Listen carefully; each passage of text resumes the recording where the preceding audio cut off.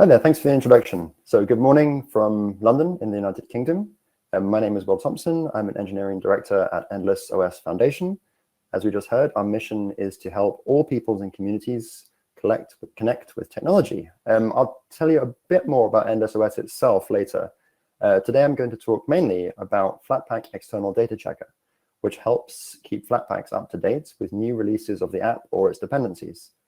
I'll explain what it does, tell you a bit about its history and what it's doing today. I'll give some examples of how you can use it yourself and some ways that you could get involved in the project.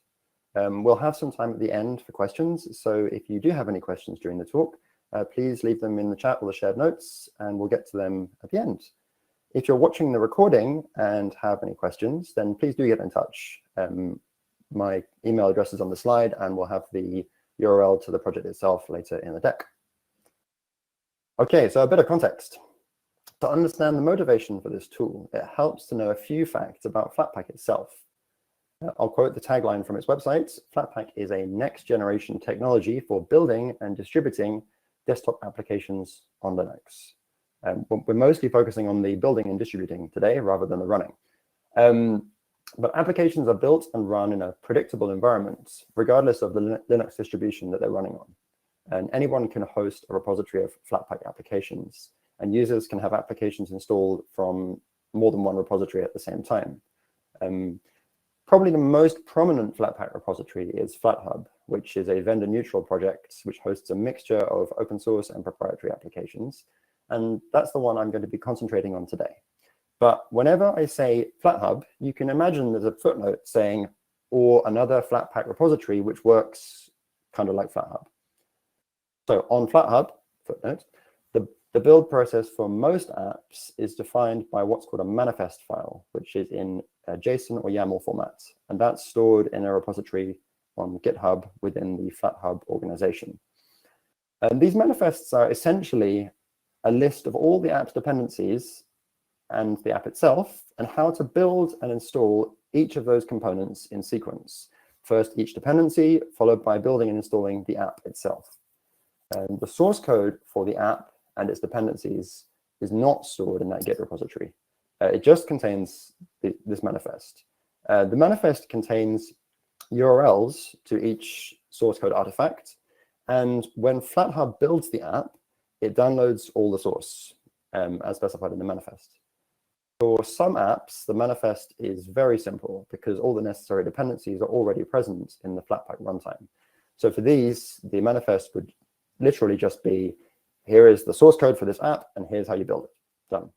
For other apps, often big Python apps or big Node or Electron apps, there are hundreds or maybe even thousands of dependencies. And those apps manifests are generated by tools which read these language-specific formats and emit gigantic JSON files in the format understood by Flatpak Builder. Most apps are somewhere in the middle with a small handful of dependencies and a manifest maintained by hand. And those are the kinds of apps that this tool is intended to help with. Just while we're here, two of the other prominent Flatpak repositories you may have come across are the GNOME Nightly repository, which holds, as the name suggests, nightly builds of the development branch of GNOME components. And there's also Fedora's Flatpak repository. Apps in those repositories tend not to need the kind of automation we're talking about today. And in the case of Fedora, the Flatpaks are built by a completely different process, and this tool is not relevant at all. If you're interested in how those ones are built, then stick around for the next talk in just under an hour when we'll hear about that. Okay.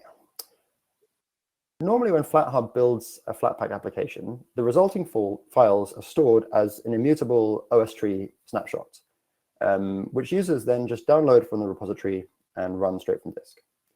But Flatpak does have a somewhat unusual feature, which allows an app to download and unpack additional files from a third-party server at the time when the app is installed. This feature mainly exists to support installing applications using Flatpak when the repository owner doesn't have permission to redistribute the app itself. So for an example, here is what happens today if you install Skype from Flathub using the command line or using GNOME software or another front end. So first of all, Flatpak running on your computer fetches and installs the com.skype.client Flatpak from Flathub. It also fetches the runtime that it depends on if you don't already have it installed. So that Flatpak app, com.skype.client, it contains the open source libraries that Skype depends on. That's things like v4l utils to talk to the webcam and libsecret to talk to your keyring. But it doesn't actually contain Skype itself. Flathub does not have permission to redistribute Skype. So instead, the Flatpak contains the URL to the deb package of Skype, the expected size in bytes and the SHA-256 checksum of that file, and a script, which will be used to unpack that deb file. So next, having downloaded the app minus the app itself and the runtime from Flathub, Flatpak running on your computer downloads the Skype deb file directly from Skype. It verifies that the deb file has the expected size and checksum, and if it does, it will run the script that was included in the Flatpak app to unpack it. And this script is run in a strict sandbox, and once it's finished, the files it's extracted are made read-only, just like all the other files in a Flatpak app. Flathub didn't distribute Skype itself, but the end result, once you install the app, is almost the same as if you had. You can treat it as just like any other Flatpak app. You can update it in the background while it is running, and the next time you start it, you'll get the new version. You can uninstall it. Mostly it behaves just as you would expect. Maybe as I was saying that, you can think of some ways that this process might go wrong. So when a new version of Skype is released, the URL for the old version will eventually stop working. And so if the Flatpak app, which contains the URL to download it from, is not updated before that point, new users will not be able to install this new release of Skype, or in fact, they won't be able to install the old one either. And if you already have Skype installed in your system with Flatpak, you won't be able to update it. It will keep working, but you can't update it. And even worse, sometimes vendors publish a new version of their app at the same URL as the old version. And so, of course, the new version will have a different size and checksum, and Flatpak will refuse to unpack it when you try to install it. And so, again, installation will fail. And this is worse because it happens immediately that the new version is released. It's, there's no grace period where the old file is still kicking around in the repository or on their CDN. Like, done, doesn't work anymore. So we do need a way to keep these Flatpaks, which are extra data, up to date, and ideally do this automatically. It's time for a bit of a history lesson. If you cast your mind back to the middle of 2016, but try not to think about the politics stuff and concentrate on the computers. So back then, at the start of 2016, Flatpak did not exist, but a precursor tool called XDG-app existed. So during 2016, that was rebranded as the much snappier and easier to say Flatpak. And Endless OS was being rebuilt from using a bespoke app management tool to use Flatpaks for apps. I borrowed this image, which is a kind of publicity image of Endless OS at the time, from the press release which announced Flatpak back in 2016. So if you're not familiar with Endless OS, it's a desktop OS with some properties borrowed from mobile OSs. So behind the scenes, rather like iOS and Android, and rather unlike most traditional Linux distributions, each release of Endless OS is an immutable OS tree snapshot. So although it's derived from Debian, it's not possible to install new apps using tools like dpackage. Updates for Endless OS are distributed as new OS tree snapshots, which are unpacked, and then you reboot, and you're in the new version atomically. As you may know, Flatpak uses OS tree behind the scenes for its own snapshot-based installation and updates, and so we adopted that on Endless OS.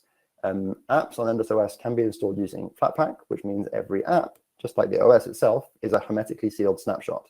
One of the really nice things this enables is robust automatic updates, both of the OS and of the apps themselves. Many of our target users are not computer savvy. Having to manually operate updates, decide whether they want to reboot their computer or not, is not something we want to do. And we've been very happy just allowing the OS and the apps to update themselves automatically. This is very robust, it works very well, and it's basically invisible, which is exactly what you want. So Endless OS has many unique apps for offline content, be that copies of Wikipedia, other tutorials and guides, how to use Blender, and so on. These are built using a custom Flatpak runtime and a custom build pipeline, and they're published in our own Flatpak repository. But of course, users need regular apps too for productivity and creativity and chaos. So back in 2016, Flathub didn't exist.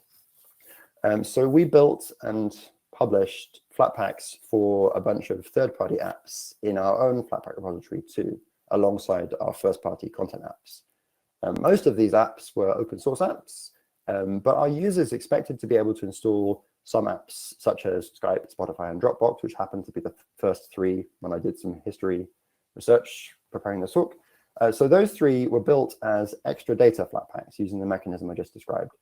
Joachim Ruscher, who worked at Endless at the time, wrote a Jenkins job, which would check for new versions of these apps, and it would just email the Endless engineering team when the Flatpaks needed to be updated. So as the list of third-party apps grew steadily larger, the script got more complicated to deal with different ways to check for updates. So Joachim rewrote it in Python, and he published it as the first version of flatpak-external-data-checker, the subject of today's talk. So fast forward a couple of years, and in 2018, Flathub was born. We quickly enabled it by default in Endless OS, and we began moving these third-party apps from our own Flatpak repository into Flathub. All the open source ones and the few that were using extra data. So I found a funny commit from Nick Richards from July in 2018. Nick used to work at Endless, and he's still very involved in Flathub today. The commit message reads, check extra data for most Flathub repositories. But as you might be able to see here, most means 16 apps. Flathub has come a really long way in these 3 years. At this point, the process was still the same as when it was first created. When an app needed to be updated, the dev team at Endless would get an email from Jenkins, and someone would have to go and manually update the relevant manifest file. It came to pass that I was often the one who got those emails. I got tired of doing it by hand, and I love to spend more time than is really advisable automating simple tasks. So at the start of 2019, I taught flatpak-external-data-checker to update the Flatpak manifest and open a pull request. So at this point, it was still running out of Endless's Jenkins. As you might be able to see from this screenshot, there's this cryptically named GitHub user EOS shell build. This seems to have been the first pull request it opened, at least on Flathub, and at least when running from our Jenkins rather than me running it by hand on my development system with my own API key as my own GitHub user. This first pull request was actually declined because somebody manually opened another pull request for a slightly newer version of Dropbox shortly afterwards. But if they had not done so, this would have been just grand. One of the really nice things about this workflow is that Flathub has continuous integration, which automatically makes a test build of every pull request. So as a maintainer, you receive a pull request, and shortly afterwards, you have a URL that you can use to just install and test that test build. Copy paste it, run the app, and assuming it works, you just hit merge on the pull request, and that's it. No manual editing of JSON files. So, Bartłomiej Petrovsky is a DevOps engineer at the GNOME Foundation, and he's one of the main administrators of Flathub. So near the end of 2019, he deployed Flatpak-external-data-checker onto Flathub's own infrastructure, and we moved the repository over to the Flathub organization. So outside of the Endless GitHub and CI, and it's now a shared Flathub project. He set it up to run every hour and check every app on Flathub which had the appropriate configuration in its manifest to allow the tool to work. So making this tool more official had some nice results. Before that, some Flathub contributors had been a bit hesitant to integrate with a tool that was running on Endless's private CI infrastructure. It's a bit opaque. But as part of the Flathub organization, they were happy to opt in, safe in the knowledge that the Flathub administrators could intervene as needed. It was also made a requirement that if you submit a new extra data app to Flathub, then it should integrate with this tool where possible. And so, of course, that also helped with its adoption. So taken together, these in turn led to more people contributing to the external data checker itself. This seems to have been the first pull request that was opened by the Flathub instance of the checker, which, funnily enough, also seems to have been declined. It's running as the GitHub user Flathub bot, which is also the user which announces the URLs for test builds. But those two systems actually don't really know anything about each other. They happen to run as the same GitHub user, happily coexisting. What you might also notice here is that it hasn't just updated the URL now, it's also updated the app data file with the version number and release date of the new build of Zoom. So it's extracted that from the URL and put it into the XML, which reduces one extra step you might have to do manually when you get an update.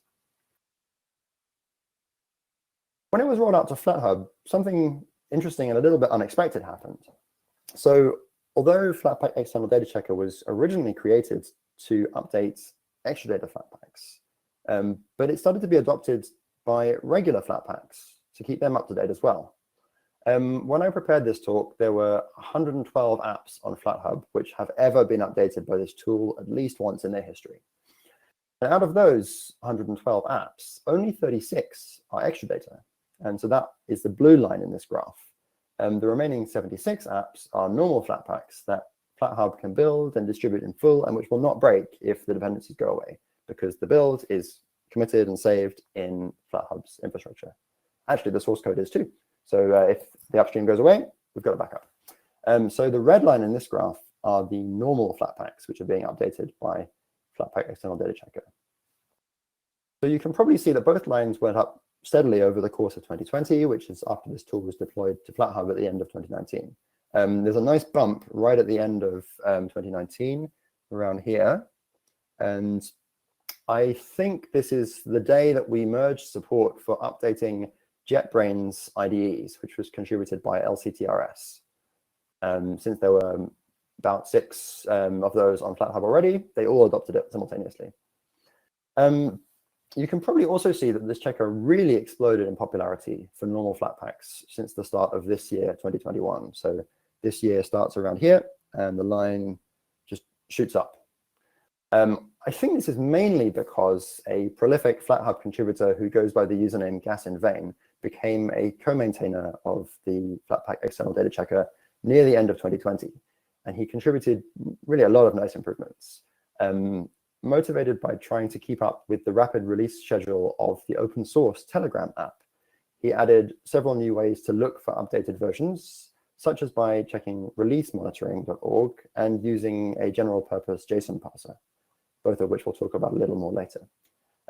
So as well as Telegram, this made it possible to check and update many more apps automatically than was supported before when the tool was targeting extra data apps.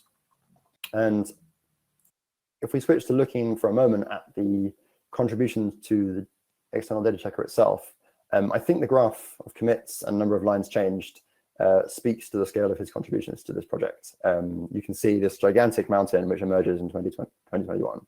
I have to confess that I've actually barely worked on this tool myself this year. So I'd like to thank Gas in Vain and actually everyone who's contributed over the past 2 years for keeping this project moving along. Okay, let's get back to what the tool does. So here I've plotted the number of repositories to which an update from flatpak-external-data-checker was merged in any given month. So this shows in blue the number of commits and in red the number of repositories.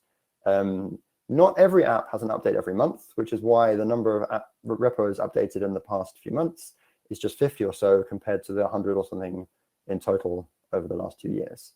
The number of commits that it makes is consistently much higher than the number of apps. So it's updating some apps multiple times per month.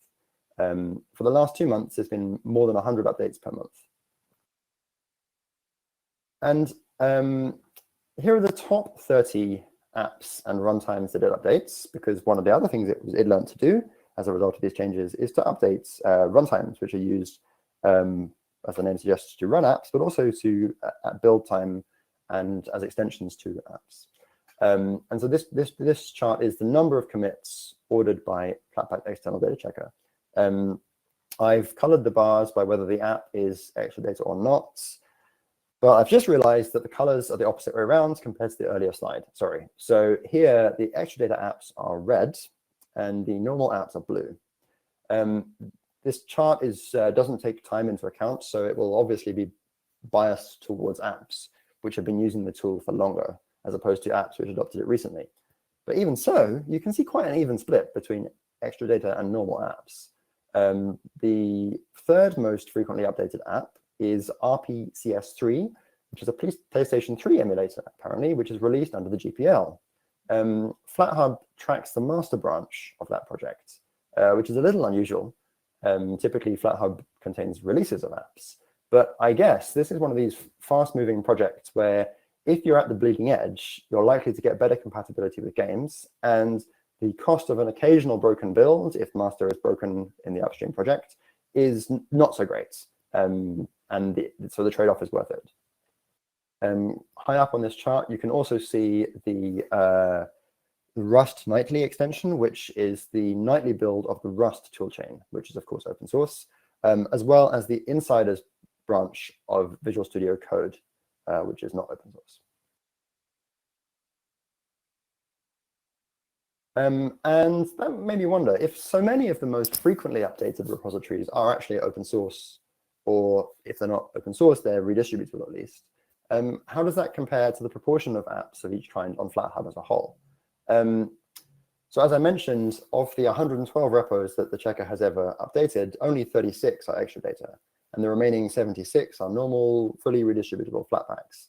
And that's almost as many as the 79 extra data apps that Flathub has in total.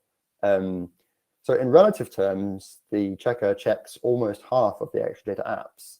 And there are so many other apps on Flathub, it only checks 5% of those so far. If you're wondering why this chart suggests there are almost 1,600 apps on Flathub, whereas if you ask the Flatpak command line to list the apps in Flathub, and it will give you more like 1,200, this is because the analysis is quite simplistic.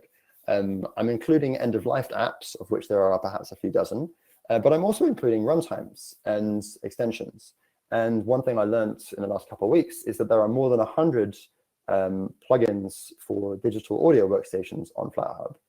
And I think it's reasonable to count those. Unfortunately, those are all in the doesn't use the checker category so far.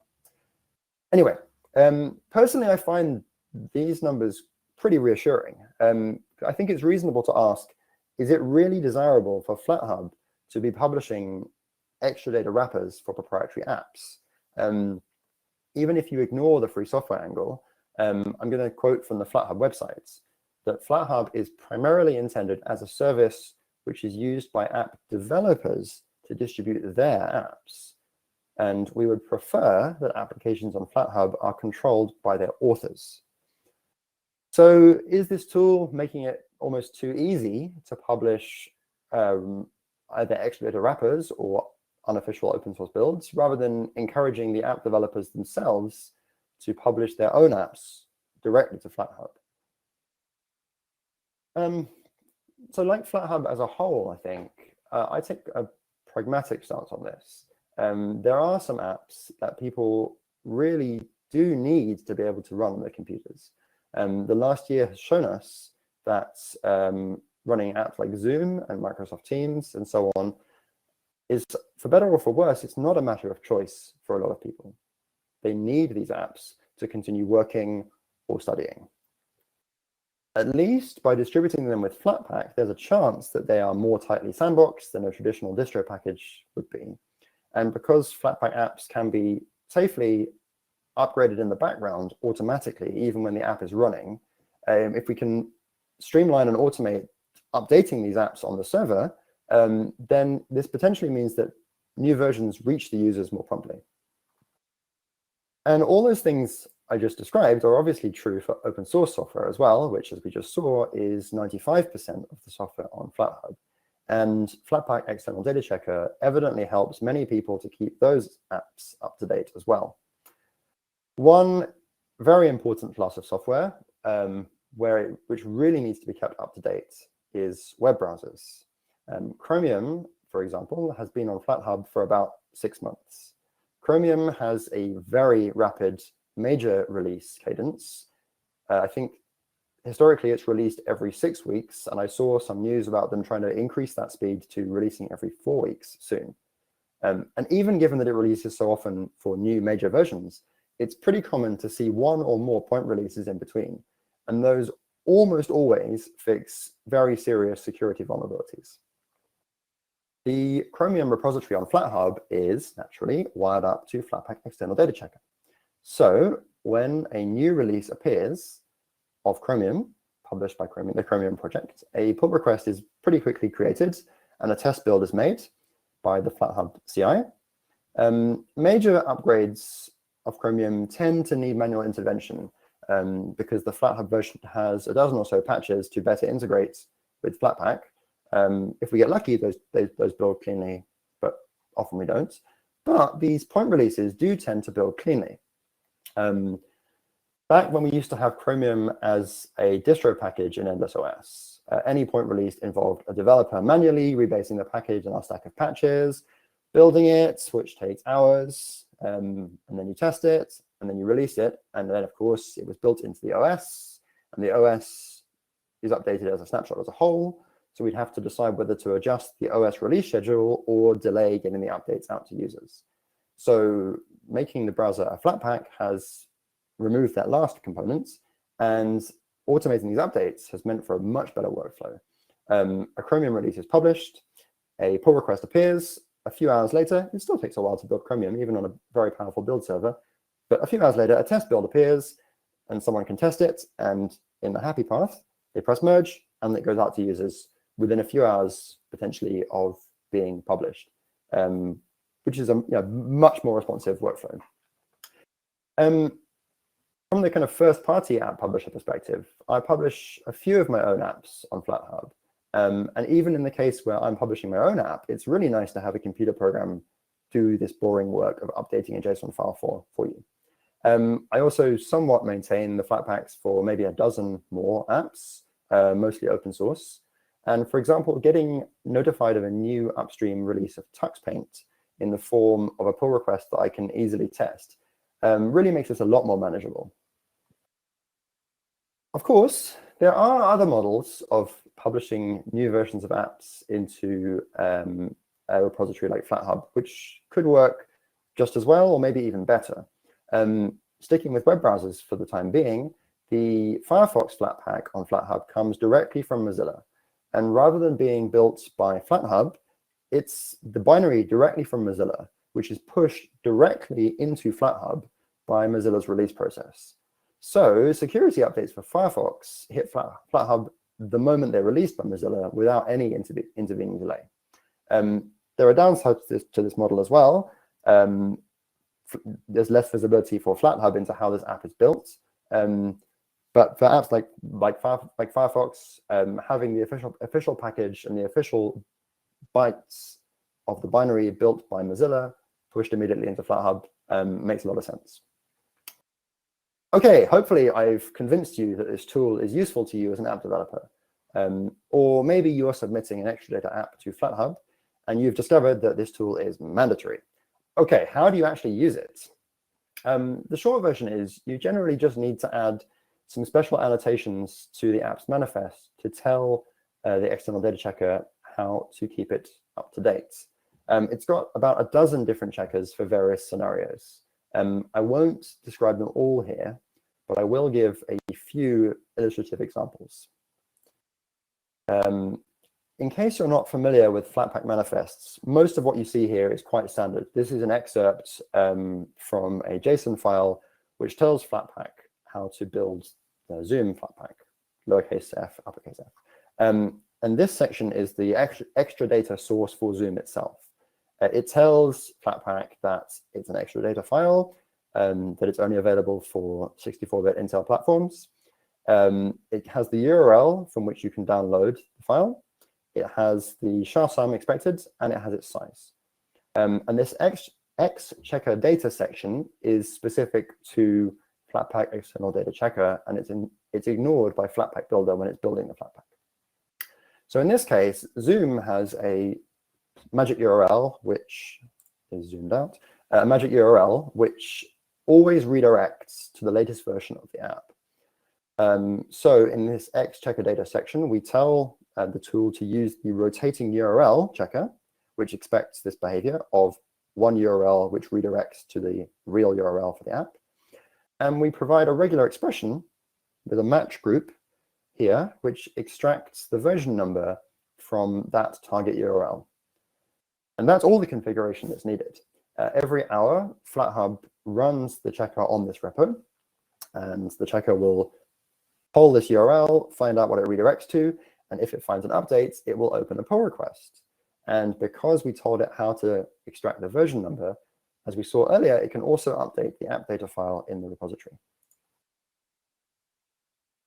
Here's another example, this time using YAML syntax. The two are interchangeable for Flatpak manifests. This is for Unity Hub, which is an app that can be used to, in turn, download and run Unity, which is a popular game development platform. Unity Hub is distributed by Unity only as an app image file, which, funnily enough, is a competing Linux app distribution tool. Here we are. Flatpak-external-data-checker has special handling for app image files. In particular, it knows how to unpack them and look inside to work out what the version number is. And Unity Hub is actually an example of the situation I described earlier. Each new version of the app is published at the same URL as the old one. So each time a new version of Unity Hub is released, the Flatpak immediately stops being installable until we update its manifest on Flathub. When we first added Unity Hub to Flathub, we forgot to add this app to the big endless job that's checked Flatpaks, and the app broke almost immediately, and we didn't notice for a few days. So generally, a human being is expected to actually test each app update before publishing it on Flathub. And so in the normal case, the external data checker just opens a pull request and it waits for a human being to come along and test it and merge it. But in this case, it can tell that the existing version is broken because it's the same URL with a new checksum. And so it will automatically merge its own pull request, provided that the CI checks, which check that the manifest is well formed and builds, pass. So the silver lining here is that there's no configuration needed at all. The checker has special handling for app image. It runs on this repository. It fetches this URL. If it finds that its SHA sum and size have changed, it sends a pull request. And then the next time it runs, it will check in on its own pull requests. And if the CI has passed, it merges it. No extra configuration needed at all. I mentioned earlier that Gassenvein added a backend for releasemonitoring.org, which is also known as Anitya, and it's maintained by Fedora, I think. So if you're the developer of an open source Flatpak application, or you maintain a Flatpak for one, this could be particularly interesting for you. This is the example of how that's used for the Chromium Flatpak. We need to give it a numeric ID for the project, which you can find from the releasemonitoring.org website. Tell it to only get stable versions of Chromium, and provide it a template for how to build a URL for a given version. And that's all the configuration. The only other difference here you may have noticed is that the source is of type archive, not of type extra data. So this is because this component is downloaded and compiled at build time on Flathub's build server rather than on the end user system. Chromium is a normal Flatpak. There are similar checkers for GNOME components and PyPI packages and Rust packages and so on. Here's a slightly more complicated example. I mentioned earlier that Telegram is the motivation for a more general purpose JSON plugin. There are 4 inputs to the checker. In this example, there's the URL of the JSON file. There is 3 query expressions which tell the checker how to find the get tag, the timestamp at which it was made, and how to parse that tag to work out the version. These are using the syntax of the popular JQ JSON processing tool. which the checker actually uses internally to do this. You might hope that you can handle Git tags, unfortunately, automatically, but it's not always that simple for various tedious reasons. But the JSON checker is a really powerful tool that can be used for all kinds of sources, not just releases on GitHub. Having said that, there are some cases when you can just handle Git tags more straightforwardly. So this is an example of updating a dependency rather than the app itself. It's from Reminer, which is an open source remote desktop client with many, many dependencies, most of which have the right annotations to be automatically updated. So here's an example which checks for new Git tags matching a regular expression in the repository for this dependency of this app. There are some rare occasions when you actually want the checker to automatically merge its own pull request. There's a Flathub beta repository, which contains a beta repository, which contains apps which, for whatever reason, aren't for general consumption. And the unstable channel of Visual Studio Code is published there, the insiders build. And the whole point of that build is that you want to get early access to features and stuff that might be broken. And so again, it's worth the risk of the occasional broken version of the app to get that automatically. And so the VS Code insiders build opts into that auto merging behavior, even in the case where the old version works fine, by setting a file in the flathub.json file in the repo. How do you actually test it yourself? Rather than, you could just edit the file, push the Flathub and wait an hour and see what happens, but you can run the tool very simply yourself. It's published as a Flatpak on Flathub, and of course, it keeps itself up to date automatically. It's not visible in front ends like GNOME software, so you need to install it from the command line. And having done that, you need to pass it the right arguments to give it access to the manifest file it's going to update. By default, it can't touch your file system at all. Also, by default, it just prints out what it would like to do. There's an edit-only flag which tells it to write the changes back to your working copy, but not actually commit them or open a pull request. There are other flags you can find with the --help to tell it to do different things. If for some reason you prefer Docker or Podman, maybe you want to run it in Jenkins, it's also available as a Docker container in the GitHub container registry, which works pretty similarly. And for development, there's also a Docker file in the repository, and that might be helpful if you want to get involved in developing it. So speaking of which, here's where it lives. There are some future plans, kind of fuzzy. I mentioned earlier that for Node and Python apps, there are often very, very large automatically generated manifests. It would be interesting to teach this tool to automatically update those as well. You could also conceivably teach this tool to automatically update the runtime that the app uses.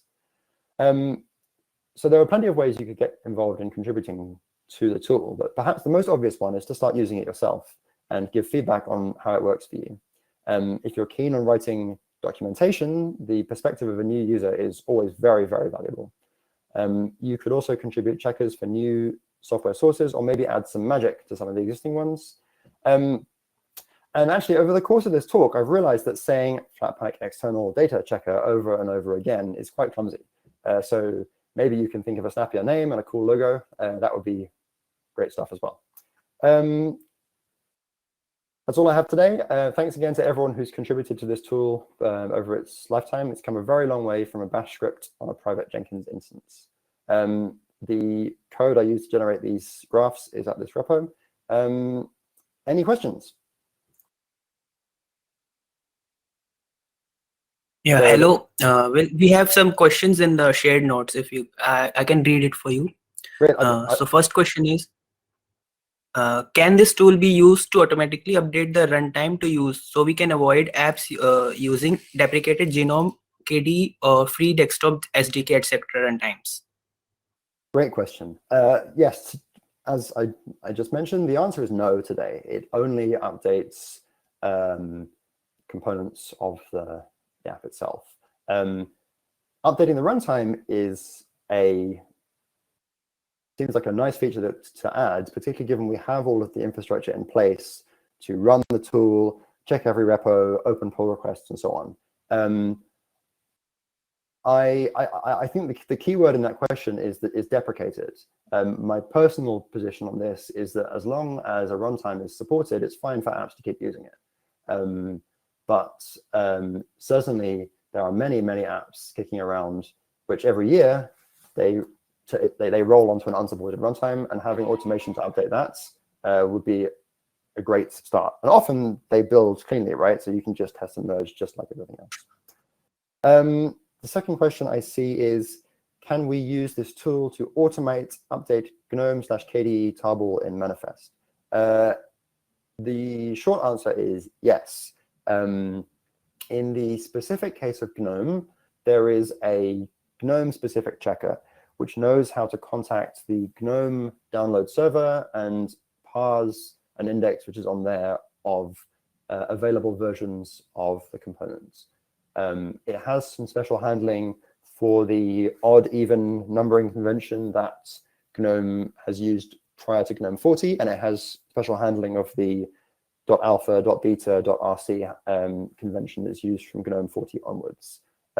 You can switch this off for components that don't follow that naming convention. If you want an example of this, the dfeat dbus inspector tool, which is on Flathub, I recently updated that to use the GNOME checker to update itself. And that's a case where I had to disable the special handling of odd versions because it's version 0.3 point something. KDE, I don't believe there is a dedicated KDE checker. If there is some way to use one of the existing checkers to find new versions, then it can certainly be used. There's a checker which can scrape random HTML pages, and the JSON one is a pretty good starting point for checking for arbitrary components. For most pieces of software, there's a JSON file somewhere which tells you about it. So yes, you can, and please go ahead and do so. And if it's awkward, suggest ways to improve it.